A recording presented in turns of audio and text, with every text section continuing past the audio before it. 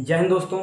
आज हम लोग बात करेंगे बिहार एसआई के फुल सिलेबस के बारे में कि अगर जो बच्चा नया नया अभी तैयारी करना शुरू किया है वो भी चाहे तो आराम से इस सिलेबस के अकॉर्डिंग अपनी तैयारी शुरू कर सके और कम समय में अपना फुल सिलेबस कंप्लीट कर सके। तो चलिए हम बात शुरू करते हैं। थोड़ा सा आप लोगों से मैंने वादा किया था कि मैं बहुत ही जल्द इसका बिहार एसआई का सिलेबस लाऊंगा। थोड़ा सा लेट हो गया क्योंकि मतलब थोड़ा सा सिलेबस इसका पूरा पेपर का एनालिसिस करने में थोड़ा ज़्यादा टाइम लग गया। चलिए शुरू करते हैं। इतिहास और ज्योग्राफी। इतिहास में 10 से 12 क्वेश्चन पूछे जाते हैं। प्राचीन इतिहास में हड़प्पा सभ्यता, महाजनपद मगध, मौर्य, जैन, बौद्ध, वर्धन और गुप्त। इसमें से सबसे महत्वपूर्ण हमने देखा कि महाजनपद से हर हर शिफ्ट में एक क्वेश्चन मिले और कितना मात्र इतू सा टॉपिक है। महाजनपद का 16 महाजनपद हैं और उन्हीं में से हर किसी न किसी महाजनपद का राजधानी पूछा हुआ है। तो इसको आप लोग जरूर देख लीजिएगा, मोस्ट इम्पोर्टेंट। उसके बाद जितने भी टॉपिक हैं मोस्ट इम्पोर्टेंट हैं, यहाँ से क्वेश्चन पूछे गए हैं आपके प्रीवियस ईयर में। मध्यकालीन दिल्ली सल्तनत, मुगल वंश और मराठा, यहाँ से भी थोड़ा सा इसकी छोड़ना चाहते हैं तो छोड़ सकते हैं, लेकिन इस दोनों को आपको पढ़ना है। लंबा टॉपिक है दिल्ली सल्तनत और मुगल वंश। आधुनिक भारत में आपको पूरा पढ़ना है। हाँ, एक बात आपको बता दें कि किसी के बहकावे में मत आइएगा कि आधुनिक भारत से बहुत ज़्यादा क्वेश्चन पूछे जाते हैं और इन दोनों से क्वेश्चन कम पूछे जाते हैं। मैंने पूरा का पूरा पेपर एनालिसिस किया है। आधुनिक भारत हो या मध्यकालीन भारत हो या प्राचीन भारत हो, इन तीनों से लगभग सेम क्वेश्चन पूछे गए हैं। हाँ, एक आध क्वेश्चन आधुनिक भारत से ज़्यादा पूछे गए हैं, ठीक है, वो बात की बात है, लेकिन हर इतिहास से, हर कालखंड के इतिहास वाले से क्वेश्चन पूछे गए, यहाँ से भी, यहाँ से भी, यहाँ से भी। अब ज्योग्राफी की बात करते हैं तो ज्योग्राफी, और आपके पास टाइम है तो भारत का जो ज्योग्राफी है ज़्यादा बड़ा नहीं है। आप अगर पूरा पढ़ लेते हैं पूरा चैप्टर तो बहुत ही बढ़िया है। नहीं तो यहाँ पे जो चैप्टर लिखे गए हैं इसमें परिचय और कृषि बहुत ही महत्वपूर्ण है, और बांध, ये तीन जो चैप्टर हैं बहुत ही महत्वपूर्ण है।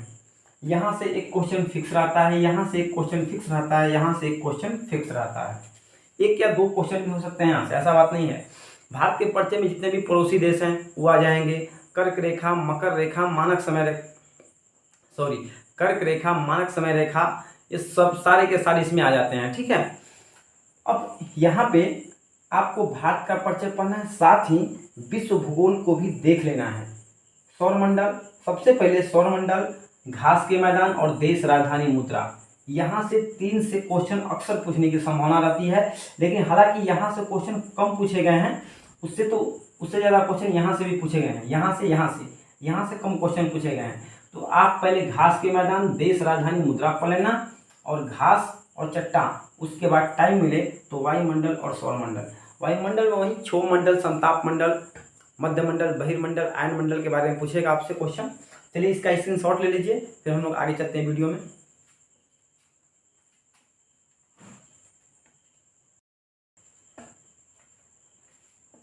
अब दोस्तों देख लेते हैं पॉलिटी के बारे में, पॉलिटी और साइंस के बारे में। पॉलिटी से 8 से 10 क्वेश्चन, साइंस से 18 से 20 क्वेश्चन। और पॉलिटी का जो चैप्टर है ना बहुत ही शानदार है, एक बार पढ़ने के बाद जल्दी भूलता नहीं हमसे। और यहाँ पे जो पॉलिटी के जितने भी इम्पोर्टेंट जो टॉपिक हैं यहाँ पे हमने यहाँ पे लिख दिया है। इनमें से और आप इनको अगर पढ़ लेते हैं तो आपके लगभग सारे के सारे क्वेश्चन बन जाएंगे आपके, ठीक है।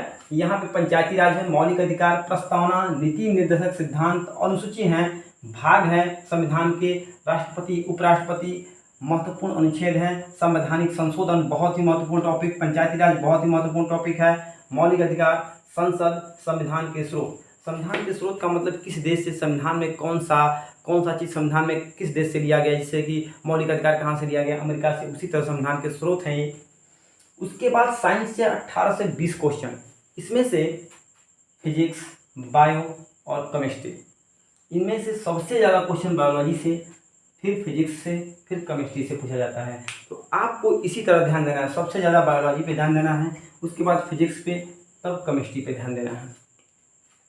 मतलब जहाँ पे जिसका वेटेज ज़्यादा, जहाँ से ज़्यादा क्वेश्चन पूछे जाते हैं सबसे ज़्यादा उसको पढ़ना है।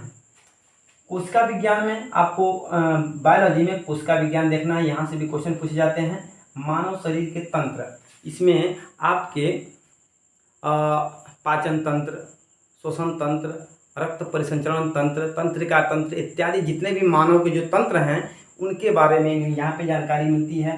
विज्ञान की प्रमुख शाखाएं जैसे कि फाइकोलॉजी, माइकोलॉजी, डेंडोलॉजी, अर्बोरिकल्चर, इसे विज्ञान की प्रमुख शाखाएं हैं। विटामिन सी याद रखना, मानव रोग, यहाँ से भी क्वेश्चन बहुत बार पूछे जाते हैं। मानव रोग और विटामिन सी, ये सब जितने भी टॉपिक हैं महत्वपूर्ण टॉपिक हैं। अब यहाँ पे फिजिक्स में देख लीजिए, सबसे इम्पोर्टेंट टॉपिक मात्रक, प्रकाश और विद्युत, यहाँ से 3 से क्वेश्चन आपको मिल ही जाएंगे हमेशा।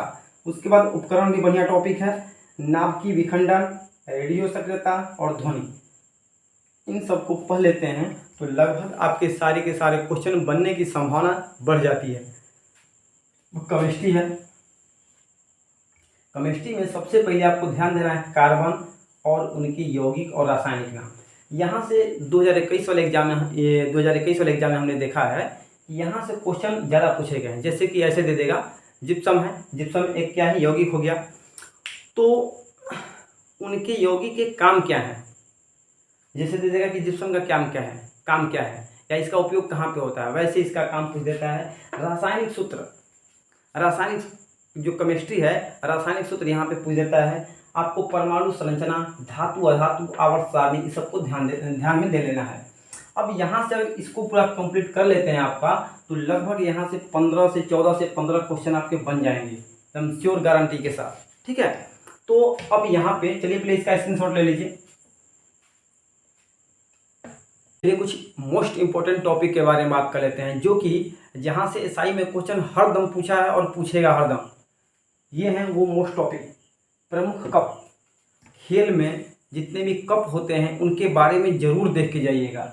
इसके बाद खेल खिलाड़ी, कौन सा खिलाड़ी किस खेल से संबंधित है, जो भी साल भर के अंदर जो जितने भी खिलाड़ी जो कुछ भी जीते होंगे या भाग लिए होंगे उनके बारे में जरूर देखिएगा, वो किस खेल से संबंधित है। खेल शब्दावली, जैसे कि क्रिकेट से क्या, कौन सा खेल क्रिकेट, जैसे पूछेगा एलबीडब्ल्यू किससे संबंधित है, क्रिकेट से। इसी तरह बहुत सारे जो खेल के शब्दावलियाँ हैं उनसे क्वेश्चन पूछे जाते हैं इंपॉर्टेंट। अभ्यारण्य, राष्ट्रीय उद्यान, लोक नृत्य, प्रमुख नस्ल, जैसे कि पूछ देगा भदावरी किसकी नस्ल है, भैंस की नस्ल है। गिर किसकी नस्ल है, गाय की नस्ल है। उसी तरह ये नस्ल से क्वेश्चन पूछे जाते हैं। और प्रमुख दिवस मोस्ट इम्पॉर्टेंट, यहाँ से 1 या 2 क्वेश्चन कभी कभी पूछे जाते हैं। एक तो फिक्स है, कभी कभी 2 क्वेश्चन पूछे जाते हैं। यहाँ से आपके यहाँ से 7 नंबर कहीं नहीं गए हैं, 7 नंबर यहाँ पे पक्का पूछे जाएंगे। उसके बाद चलिए देख लेते हैं यहाँ पे कि पूछे गए प्रश्न कितना कितना हमने डिस्कस किया है, किस किसका टॉपिक, और स्कोर हम लोग का कितना रहने वाला है। इतिहास से हमने इतना में से अगर 7 भी क्वेश्चन अगर हम लोग का आ जाता है तो काम हो गया। भूगोल में भी 7 क्वेश्चन, पॉलिटिक्स में भी 7 क्वेश्चन, विज्ञान में 18 से 20 क्वेश्चन में और 10 को 13 क्वेश्चन भी हम लोग का बना लेते हैं तो काम हो जाता है। करंट अफेयर में हमें 20 से 25 क्वेश्चन में 21 क्वेश्चन कम से कम बनाना ही होगा। और करंट अफेयर में 1 साल का पढ़ना होगा। अगर करंट अफेयर छूटता है तो समझ लीजिए कि मेरिट से आप बाहर हो जाएंगे। सबसे बड़ा वेटेज इसी का है। उसके बाद विविध से 4 से 5 लूसेंट बुक अगर आपके पास होगा तो वहाँ पे पीछे में विविध बहुत बढ़िया से दिया हुआ है, उसको पूरा का पूरा पढ़ जाइए। 4 से 5 क्वेश्चन वहाँ से पक्के हैं। उसके बाद महत्वपूर्ण टॉपिक से 7 नंबर। उसके बाद गणित और तर्कशास्त्री, मतलब रीजनिंग और मैथ्स से 6 क्वेश्चन यहाँ से पूछे जाएंगे और 6 क्वेश्चन एकदम नॉर्मल रहेंगे। तो आपको 6 में 6 बनाना होगा। और इसको गणित को और करंट अफेयर को छोड़ते हैं तो आपका सिलेक्शन फिर दिक्कत हो जाएगा। तो अब यहाँ पे अगर पूरा स्कोर अगर आप लोग देखेंगे तो 73 आपका एकदम करेक्ट आ जाएगा और 73 प्री निकालने के लिए काफ़ी है। एक बार विचार करना इस पर। और अब आप मेरी बातों को थोड़ा सा ध्यान देंगे तो हमने 73 नंबर का डिस्कशन किया है, लेकिन अगली बार का जो कटअप था वो 60 को उठाया था। फिर भी हम लोग अपना लेवल जो है थोड़ा सा ऊपर लेके जाएंगे। क्योंकि मान लीजिए अगर कटअप थोड़ा हाई गया तो इसलिए जितना हमने बताया उतना आप कीजिएगा। संभवतः है कि हम लोग का मेहनत रंग लाए। अब अगली वीडियो जो होगी वो लूसेंट कैसे पढ़ा जाए, कि लूसेंट को लंबे समय तक कैसे याद रखा जाए, इस पे होगी। चलिए मिलते हैं नेक्स्ट वीडियो में, तब तक के लिए नमस्कार।